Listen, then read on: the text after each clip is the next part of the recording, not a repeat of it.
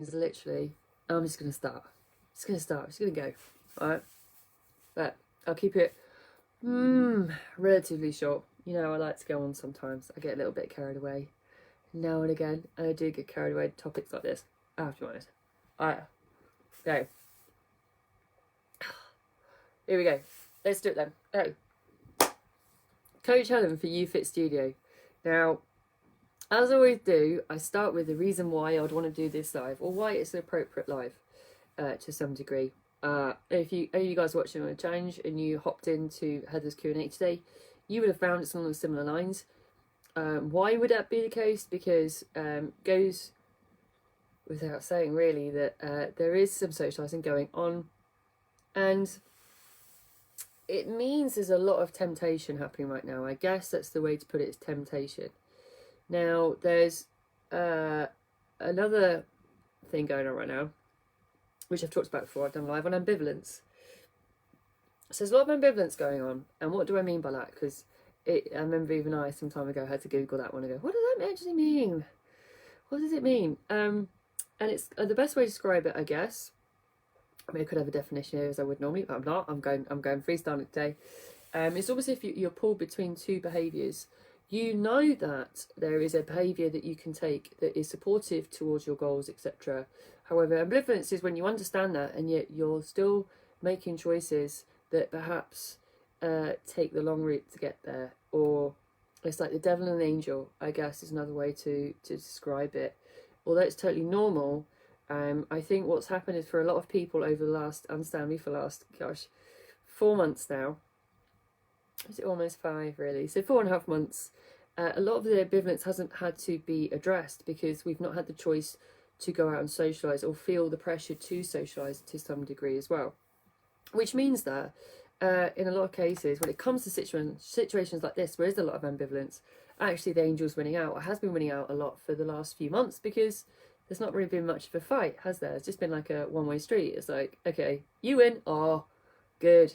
No choices to be made here. I can stay on track as much as I can, right? There's been no kind of push and pull between two different behaviours because there's been no choices. So that really helps the situation to some degree. It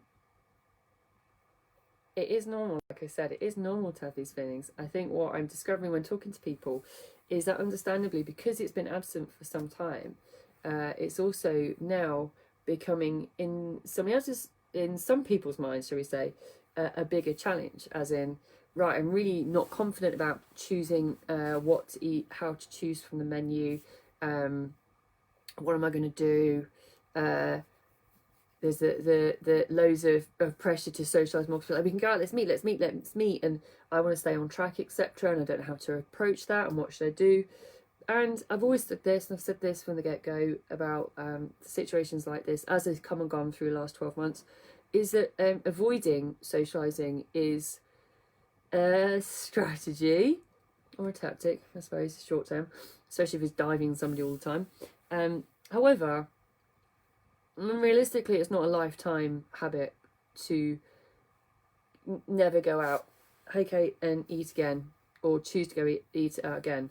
So when we're talking about ambivalence and choices between going out to eat or not, I think it's important actually to face it and deal with it and learn the skills that actually come with it, rather than trying to avoid it and create it into a social pressure situation when it's actually not. There are some things you can cover and you can do. But like I said though, I think it's because we've not had to deal with it. There's been a very one-sided argument and the angel's always been winning out because we haven't had a choice. And now it's like, right, I want to lose weight. I also want to go out and eat, which is okay. There are things to do. We can get around that. And by the way, why would you never go out and eat again? That's just a very depressing, sad life, right? There is, well, so I said, some people are reluctant to do that more than ever because they've been able to avoid it for so long, especially if they start. This is the thing. If you are one of the clients that started with us during this lockdown, this last one, from speaking to some of you guys, there is more what word can I use? There's more reluctance around going out to eat than ever because you guys have really like kicked in health, etc. And yet now it's probably been one of the longest periods of time we've gone out of not being able to eat or make those choices. So there's even more like reluctance, like feeling pressure to go out and wanting to say no, and you can't avoid it, right? So why not avoid it and actually just do what works. And some of the stuff I have repeated there for the last 12 months, and I apologise if you've heard it before. Ultimately though, sometimes you need to repeat it to get it across, certainly if you're new to following us as well. So who did I talk about today? Oh, I talked about a client this morning exactly about this. He's going out to lunch on Sunday. So it is on point still for conversation I'm having. I think I've had it 5-6 times this week. Planning ahead is key, right? If you are socialising more and you know it's happening, I cannot emphasise enough, if you do one thing out of anything I'm about to say, planning, okay? Plan to fail, fail to plan. Nazreen, hi! Nazreen's here. Hey, Nazreen. Nazreen's planning all her food at the minute for the next month, that's for sure.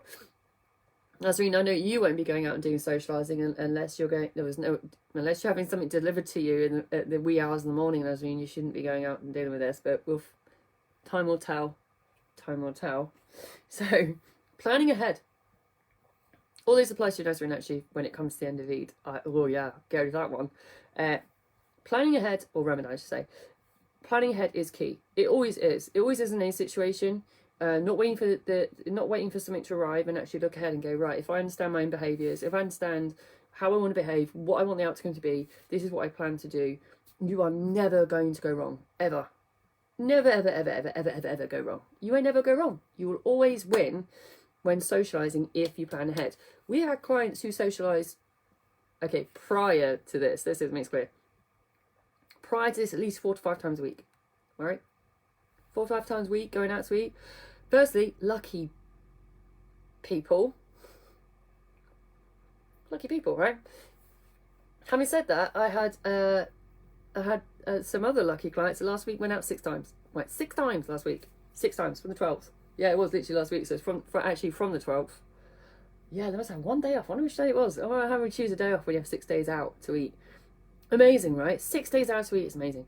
Now, was I already planning with those cut clients about 3 weeks prior to the 12th? Yes, I was, because I brought it up and said, you'll be going out loads, so let's plan ahead of time and take that into account. Now, that's an extreme in some cases. However, all of us are going to encounter things like, family barbecues, when Eid does actually happen, and celebrations for Eid, because that's prior to when places open, so that means everyone's going to be doing it in their back gardens. What else are we looking for? General matching up with friends, beer gardens, or you name it, outside eating. Yeah, now weather's nice. That is, it's like, it's not cold anymore, is it? Let's go out and eat. Yeah, let's do that. So whether you like it or not, or whether you plan for it or not necessarily, you will be socialising more. So the better you plan in ahead of time, the better for you. Now, I'm going to go over some of the fundamentals of planning ahead and what that actually means and what you can do in reality to, I want to say, I use this term and sometimes I think, is that the right term? However, spade to pay. Damage limitation, okay? Damage limitation, or having the best of both worlds, however you want to name it. Because guess what? Those clients that went out 6 times still came back with the same weight at the end of the week. Now, of course, they didn't lose weight, didn't gain weight, right? Because we put in place a plan, instigates the plan worked. Imagine going out to eat 6 times a week and staying the same weight. That's just magic, isn't it? That is having the best of both worlds.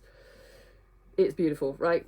Now, it takes a lot of planning to be able to do that. And that means knowing where you're going to go and eat, right? I mean, the beautiful thing about right now is that you don't really have much say in that because you've got a book. You've got a book where you've got to go. So you can't just rock up anywhere and hope for the best. You're booking to go. So if you're booking, that means you've got plenty of time to know exactly what you're going to eat. Best case, medium scenario, worst case scenario. As in, I'm going to go full force, right? Have all 3 courses, there's wine, alcohol, whatever. Or I'm going 1 course, I'm going for lunch, whatever it is, minimal, and the food's like squeaky clean, right? So there's plenty of time to plan for that. There's also, because you've got a book, plenty of time to organise your food before and after you go out to eat. What happens is plenty of people focus solely on the meal out itself, right? They focus on the meal out itself. And when I said to clients are going out 6 times a week, I was like, you cannot focus on the meal itself as being what you're dealing with. You have to look at your whole week's food ahead of time and make decisions that you know, it might be a little bit challenging, but you always got to work out where you're doing it because you're eating out 6 times, where you're going to be creating calorie deficit and where you know you're going to be overspending your calories. If we go back to the analogy I talk about your bank account, right? If you're going to wax all your calories the first night out, you go out at 6, whew, the rest of those meals are going to be really dull.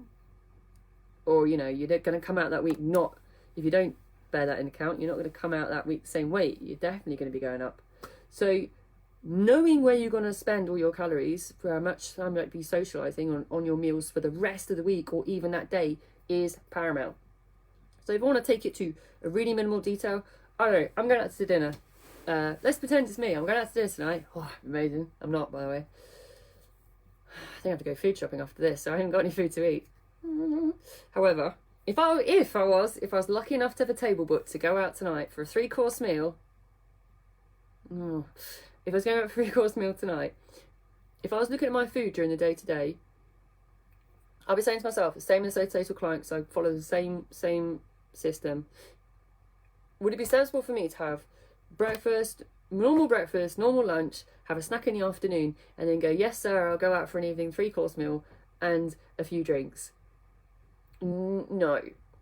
Oh, I could. Physically, I can. It's not so something's physically stopping me to do that. However, it's very unlikely if I did that tonight, then went out tomorrow night, then went out Sunday day, that I'd finish the weekend where I started, if not in a good position. And ladies saying, nobody! No, you would not. Because ladies are clients, as she knows, right? So I'm not saying you starve yourself. You're like, I'm going to starve myself. No, you look at the portions of your meals. You actually make a decision if you need all elements of meals or can you reduce the size. Or if you have one meal that's a brunch and encompasses both meals and then leaves you with enough time to be slightly hungry, not starving, and ready for your evening meal, and then make decisions about how many courses you have or how many drinks. Is that a way of balancing the calories through the day? Yes. Is it generally enough to balance going out frequently? Debatable.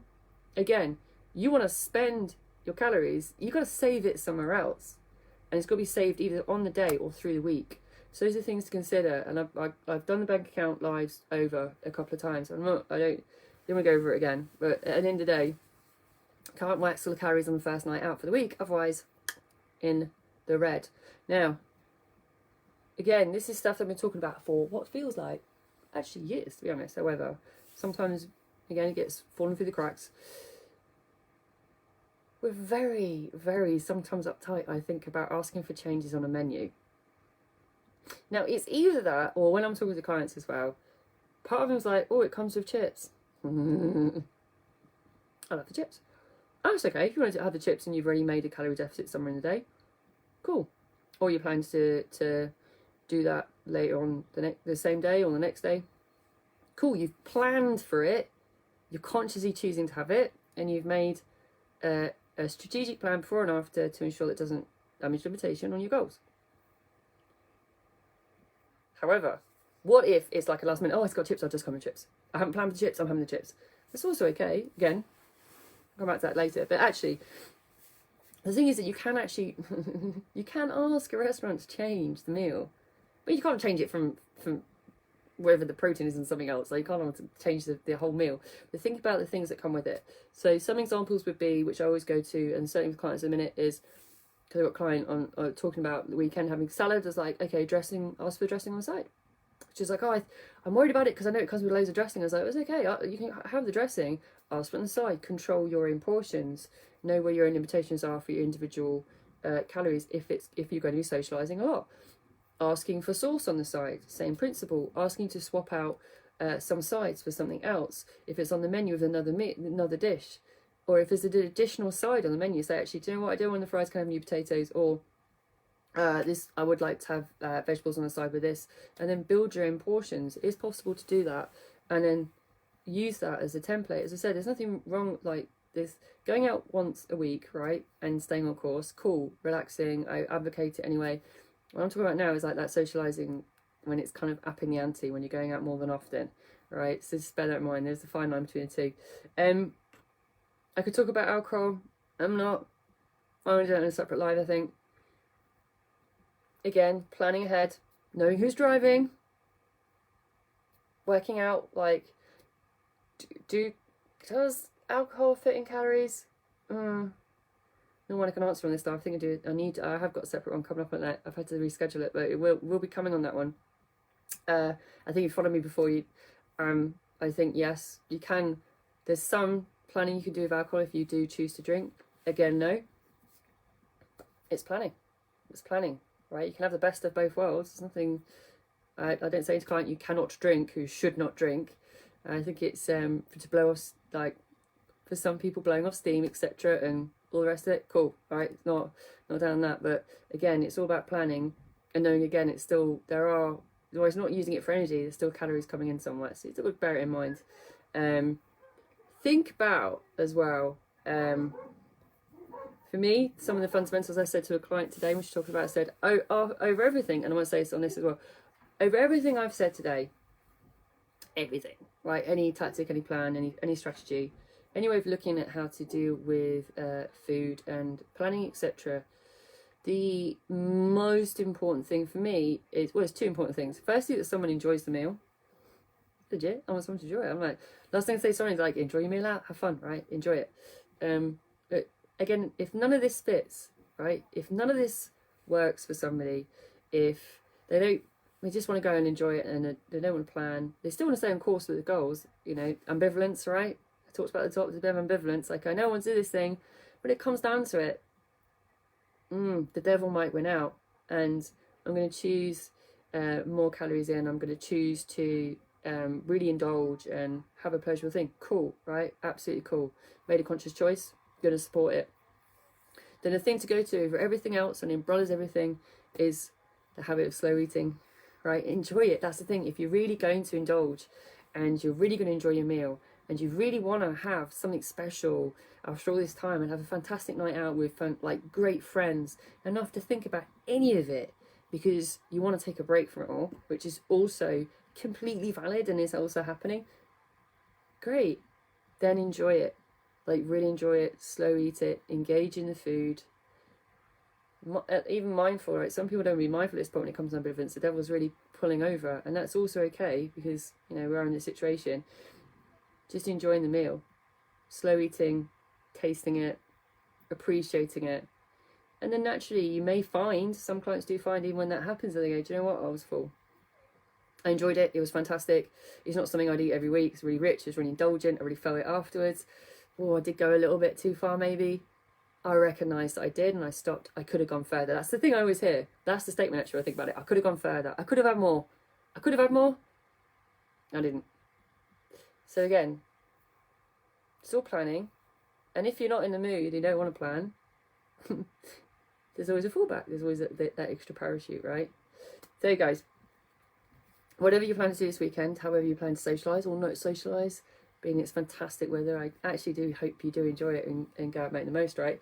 If you do, use some of this. If you don't, as I said, it's okay. Enjoy it. Appreciate it though.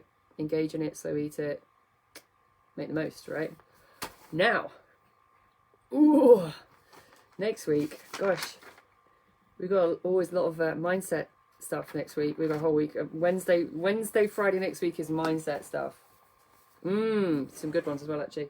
So whatever you get up to, have a fantastic evening and a fantastic weekend. Enjoy wherever you go out to eat if you are, and I'll catch you next week.